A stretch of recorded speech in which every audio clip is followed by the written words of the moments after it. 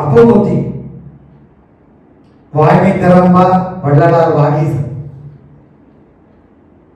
இந்த திருமலை காடுங்கிற தளத்துல கோழி வேதம் பூஜை பண்ணிட்டு கதவை சாத்தி போயிட்டு அப்பமூர்த்தி தான் பாடணுங்கிறார். சம்பந்த சுவாமி எடுக்கிறார். இந்த பாட்டுல லைட்டு போன ஈசர் அப்புறம் என்ன கோரிக்கை வச்சாரு மறந்துடுற. அப்புறம் ரொம்ப கேட்டதான் கொடுக்குறாரு. அரக்கணி விரலால் அகத்திட்ட நீர் விரிவா சொல்லல. அதாவது அப்பருடைய தேவாரம் அருமாமரைகள் சாத்திய கதவு திறந்தது. அதுதான் நான் சொல்ல வரேன்.